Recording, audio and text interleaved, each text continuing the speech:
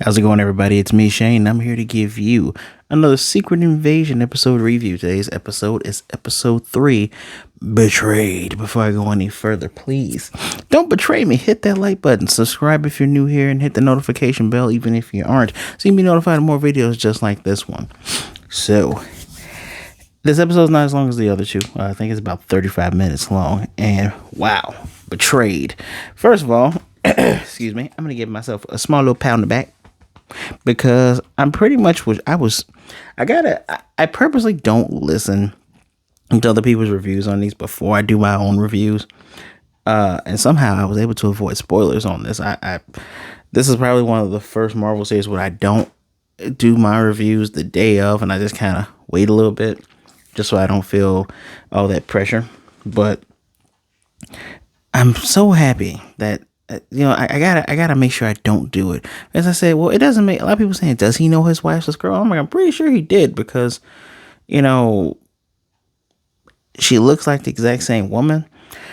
But the underlying truth being that whole can he trust her thing is still there, which was very interesting. Very, very well. It's interesting, but it's telling. So yeah, obviously he knows his wife is a skate roll. I like saying like that, skate roll. But no, she's a Skrull, right? And this episode, this series is quite interesting because it has a lot of stakes, just like the comic book did. I feel like the people who don't like it because of the ties to things in the real world, them actually let Nick Fury show, like, yeah, I'm a black dude. I'm an old black man. I went through a lot of stuff. So that gets brought up in the first episode, gets brought up in the second episode. But what they're doing now is it's kind of obvious on why Nick was close to Tony Stark, right? Because when Tony went through the big space hole and came back, what they played up for Iron Man 3 was that it changed him. He was never the same, he gave him PTSD, which that was a good part of that movie. Everything else was garbage. But Nick kind of has the same thing, right? And then snap, him and everybody else, everything he worked for was just gone because everybody else died. He was dead. He was gone, just out of existence. And he is literally facing the consequences of not him being rattled, but of how he handled that situation. Going into coming back and then going into space, where his wife Vera was her Skrull name, her Earth name's Priscilla Fury, which is interesting because we do get to see how this union came to be a little bit, and we'll get to that in a moment. But yes, him coming back and then being gone, like, she cried for him. She said I wept when I wept for you, and when you came back, I thought we both could go through that pain together, but nope, you left. Kind of the same thing that went on with Talos, right? Kind of the same thing with Gravik. See, Gravik seems to be a product of losing his parents, right? Losing his parents and then being on the front lines, and you could tell he doesn't trust anybody anyway. Actually, the actor who plays him even says Gravik doesn't trust nobody. So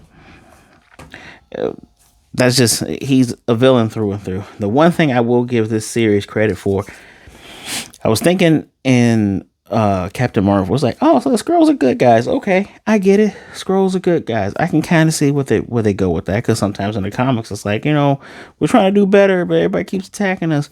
But in here, it shows, especially with Shirley, the woman who was on the council, saying like, yeah, we were too ready to fight.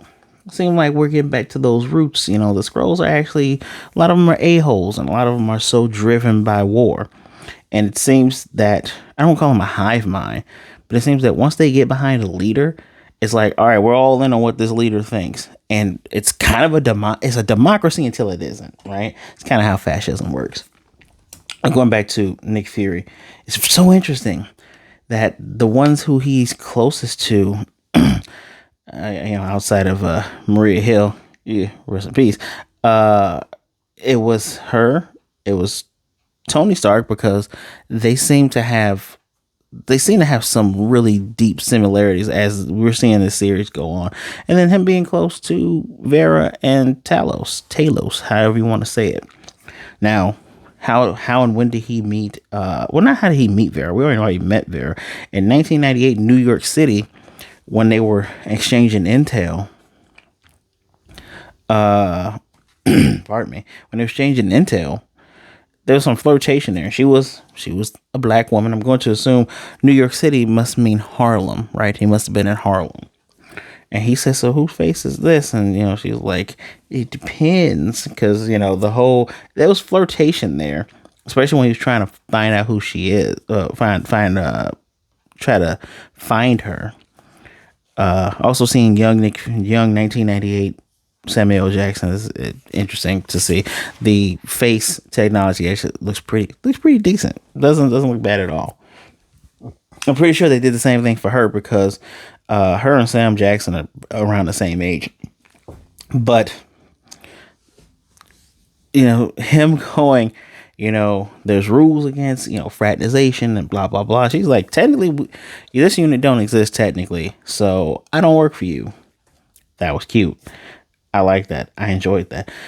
But I'm going to skip. This is a review, so I'm going to skip to the end.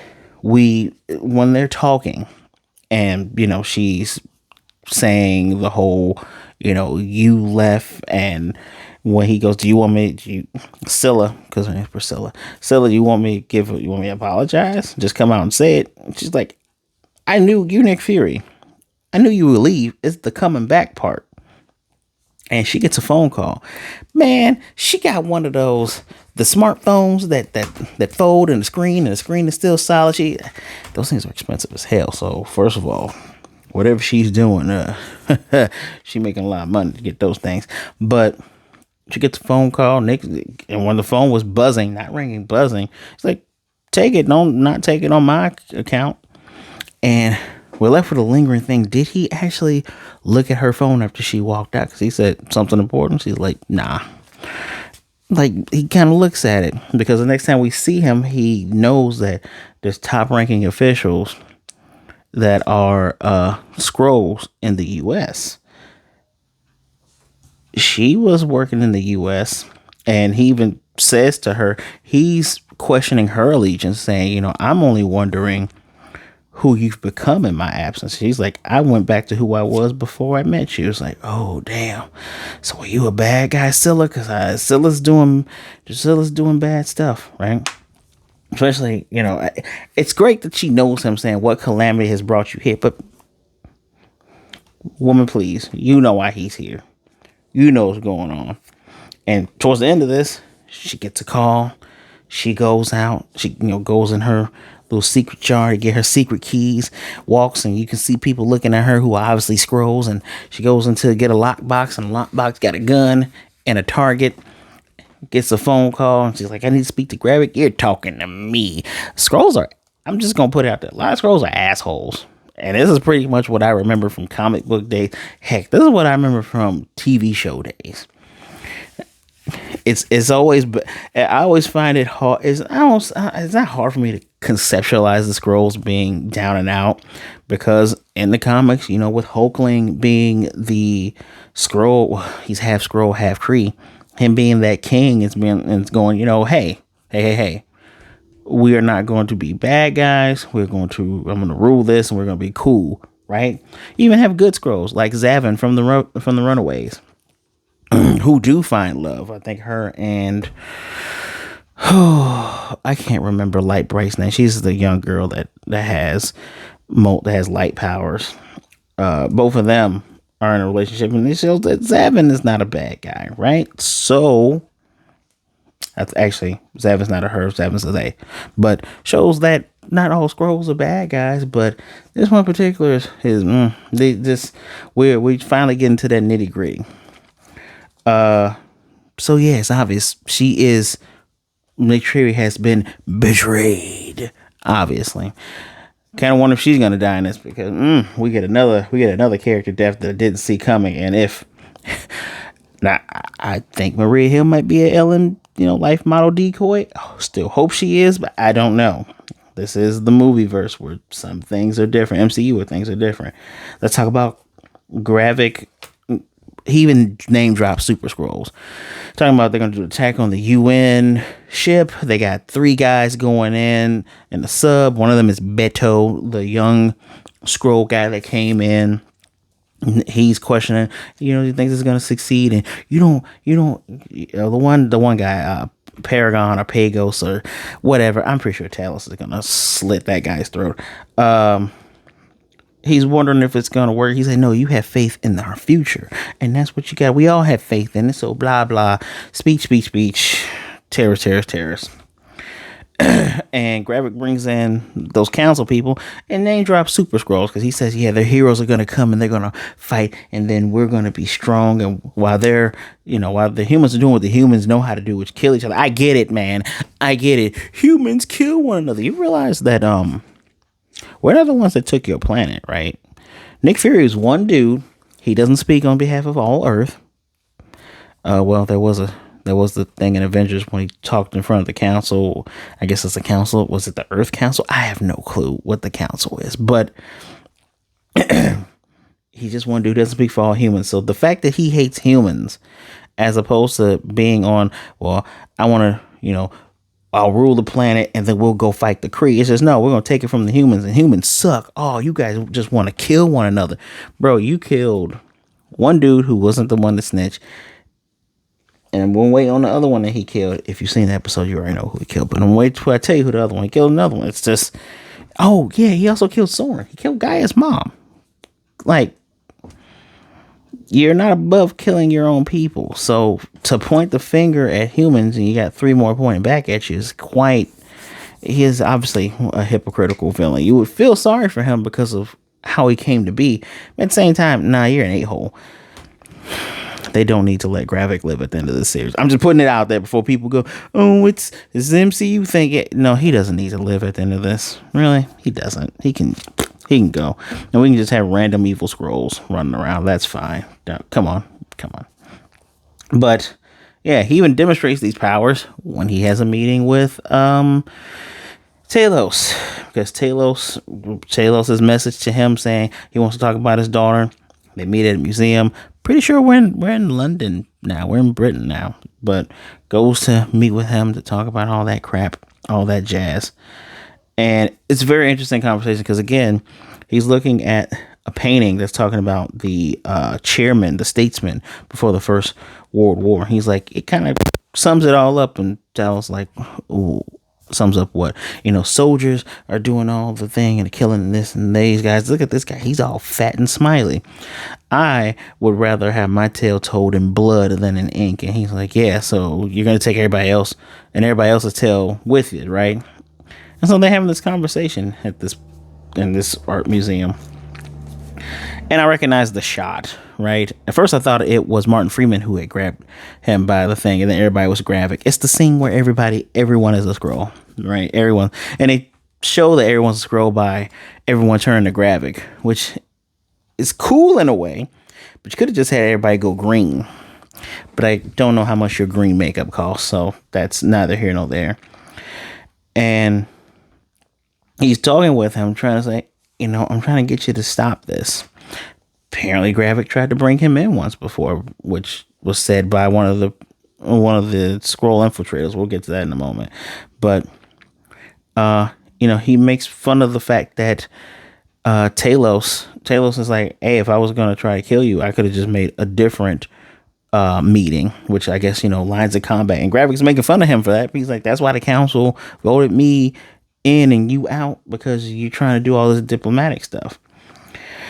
And he's taunting him with the fact that his daughter's in the car. He says, you better be careful what you say now. And this is the thorough line throughout this episode.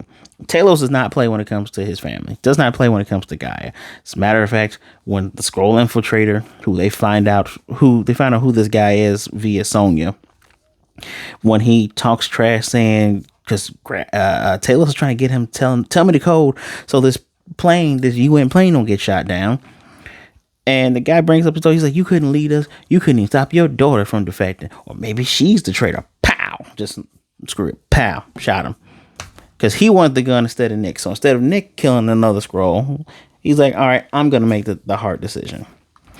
And it's interesting because I don't know if the boy, I don't know if that guy's son is actually his son or a Skrull. I'm pretty sure that's actually his son.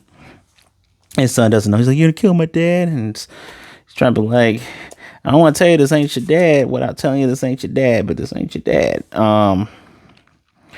But that same thing happens in the meeting with Gravik. Gravik once again taunts and brings up Gaia, and it was the first time he did it. You know, he had grabbed him by the scruff and showed everybody it was Skrulls.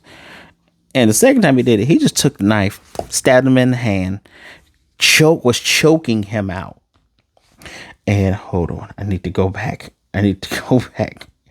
He says,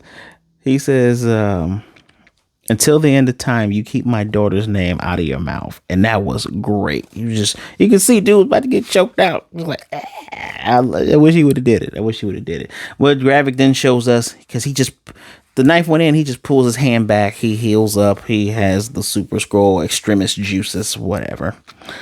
But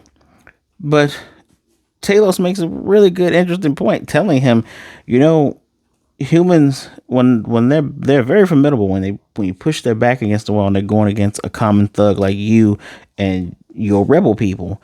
And I'm like, yeah, I mean, Talos has been around Earth for 30 plus years, 1995.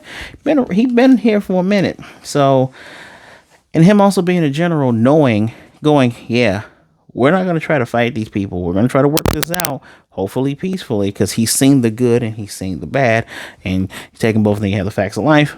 But Talos is interesting, especially trying to figure out when I can get to Nick. This is not easy to transition here, guys. So when we get to him and Nick meeting up again, because Talos is like, you got a lot of nerve coming back in here while he's trying to eat, trash talking me when you said what you said when you said. And Nick tells him, hey, I know that, there's high ranking people in the US, blah, blah, blah, blah. And he's like, okay, and see, I don't work for you, buddy. So, unless you say to me, Talos, I need your help and I'm useless without you, I ain't going. And you think Nick's gonna walk off? No, Nick comes back and goes, Talos, I'm useless without you and I need your help. And he pays the money, they go on. It's the thorough line here being that when Fury finds out that Gravik had offered him to join him, he's like, I know you believe in what he's doing, so, why aren't you with him? And he's like, you shit. Lil says, shit, after 30 years, you still don't get it? The reason I'm not with him is because I'm with you. You guys are literal friends. And Nick Fury is not at this point where I can't trust nobody. The Rhodey, who is obviously, he has a relationship with, maybe via Tony, or maybe via Tony and them, having similar journeys. But, pardon me, but can't trust him. Can't trust, Sonya doesn't believe him. A lot of people's doubting in him. Even before Maria got killed, she doubted him. So now he's just like, and then finding out the information that Talos kept from him last episode, there's a rift, but there's so much love there that he's got to keep coming back and getting help from his buddy. And we get I like how they do their conversations leading up to talking about each other, right? Where Nick talks about tell me something I don't know, right? And this one, Talos is talking about, I don't get the dog thing. Like, what was, like, man, best friend. Well, yeah, but you're picking up another guy's poop. And Fury goes, I've been picking up your poop for the last 30 years. He's like, you thought this is what you think this is? When I got here in 1995, you were a bench warmer, man. And then all of a sudden, we start taking on missions and filling intel, helping you stop terrorist attack after terrorist attack, save people, giving you information that you have never been able to get before, and you rose to the rank. And he says, now don't get me wrong, you're a very brilliant man, you're a very capable man. Excuse me, very brilliant, very capable man. But you gotta admit, he lived a more charmed life when they got there. And he's like, and I don't need to hear a thank you from you. I'm sorry, a bloody thank you from you. It was a pleasure. He said, but don't rewrite history. We did it. And when they finally get to the, he's like, why'd you stop? He's like, we're here at the place. So you want to ride the we did it wave, or do you want to go ahead and just do what we need to do? Which is funny. It's I'm so still lamenting that we didn't get a Nick Fury movie, a Nick Fury and Agents of Shield movie before the fall of Shield with the Captain America and Winter Soldier stuff, because this is good, right? This is really good stuff. In my humble opinion, I know there are those of you, mean and trolling and otherwise, who think this is all garbage, but it's pretty good. If you want action movies, you can watch action movies, right? You should be able to broaden your horizons and see that this is spy thriller is kind of leading in a buddy cop a little bit here. But yeah, Talos takes the shot. Again, the guy brought up his daughter, killed this guy, and proving that they are friends once again. And Nick Fury still on his P's and Q's when Talos messes up and has to, he pretended to be this guy, this Fairbanks, who's obviously the traitor infiltrator, because Sonya is trying to find out who gave away the location of the butcher shop while she was doing some really good work. Got this information from this guy. Because Nick tells her about the whole sub thing. They go off, and Talos gets made. Obviously, all of the guards there are Skrulls as well. So I'm really interested in knowing if the actual son is his actual son or not. Has to be, right? The kid was dumb. Kid was playing video games, and Talos just kind of scooted along. But Nick comes in, he's shooting folks, and he's like, Talos, everything good in there? Yeah, Nick, I kicked this guy's butt kicked this guy's butt everywhere. Why don't you come on in? And Nick Fury already has dude's son. You know what I'm saying? Like, nobody calls me Nick. He's like, put it down or I'll kill him. This ain't a negotiation. Nick Fury will pop a cap in a teenager's ass. That's canon. But that entire situation was interesting. Seeing the juxtaposition of Talos now as opposed to Talos in episode 1, where he's like, I don't want to do this. And you get the feeling that now that since the stakes are raised, since everything is out on the table between him and Nick Fury, and since literally Talos is being doubted as well by his own people. And I like this MCU Talos. Don't really know much about the comic Talos aside from him being a Skrull that couldn't transform and being a bad guy, right? I like MCU Talos a lot. I'm hoping he doesn't die in this series. But I'm liking him a lot because now we have this character who shares a lot with Nick. Also feels betrayed by Nick because he went away. But the juxtaposition, his people are starting to not trust him because 30 years in exile. You guys lived to be like 200s, right? What is 30 years to you? That is my whole thing. And then my other thing with Gravik when it comes to Gaia, because he questions about the guy who he killed, who's like, wait a minute, there's only 3 people that knew what was going, that, knew that it was you, me, and Beto, and we were all the ones that were talking.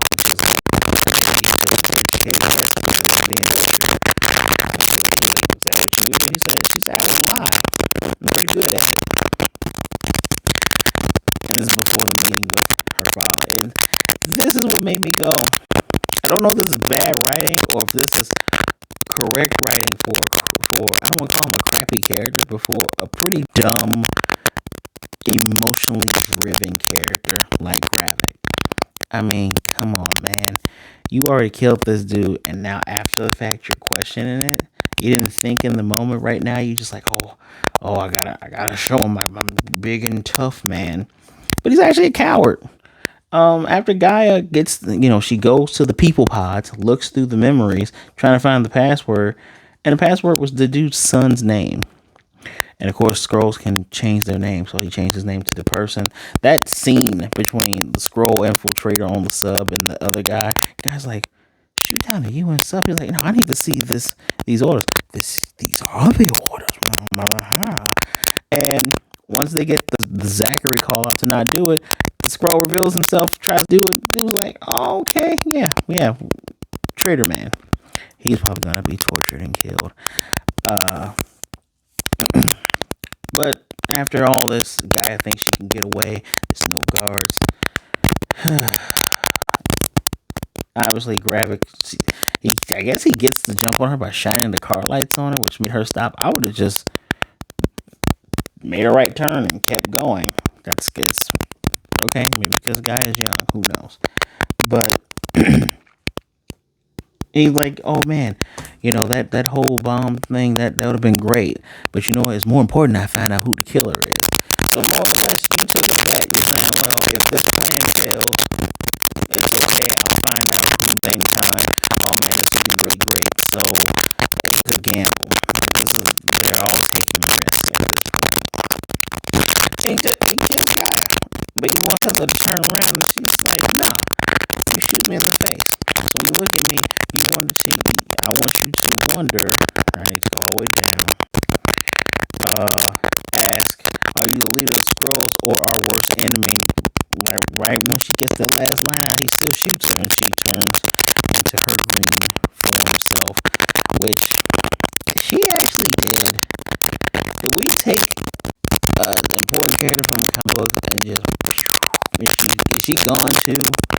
Or is this going to be like a situation of where he battles these and he rescues her and says, oh man, the only way I can save her, give her some of these Super Skrulls used, and now she's a Super Skrull and maybe she'll show up in the future.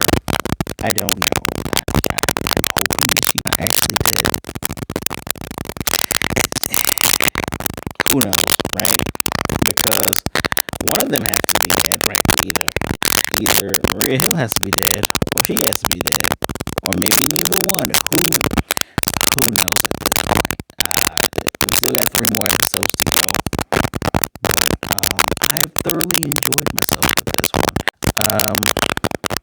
I kind of want to give this a high 4, like 0.5, mostly because the damn acting is really good, and seeing the change in Talos, not the bad change, but alright, we're getting to the 0th hour. I can't use kid gloves anymore. I'm gonna have to step it up a bit. I don't want to say that cliffhanger, that twist at the end really wasn't much of a twist. It's like we're waiting to see the other shoe drop. She was acting weird. She even gave the kiss she gave Nick Fury, Priscilla gave to Nick after the phone call, was the I'm gonna betray you kiss, and it's not much you can do about it unless you want to do something about it, but then it's gonna change everything. So there's still folks wondering if Rhodey is a Skrull or not. The biggest swerve would be him not being a Skrull. The smarter swerve would be the president is a secret Skrull and they don't know it. I think Rhodey being a Skrull is gonna be weak. Because when you have time to do all that? Was it during the blip time and he didn't time for all that? It's quite interesting to try to figure out when did the Skrulls try to go, we're sick of this shit. Like, half of the universe was gone. I'm pretty sure some of these Skrulls were gone too, because there's still millions of you, right? I'm pretty sure half of you guys got snapped out of existence too. So Brody shouldn't be a Skrull. Put it out there. Let it be somebody else. I don't care. Anybody else could be a Skrull. Brody shouldn't be a Skrull. So interested in seeing where this goes. It's gonna be a hard time for Nick Fury if he has to kill his wife. So let me know what you comment section down below. Immediately would like to know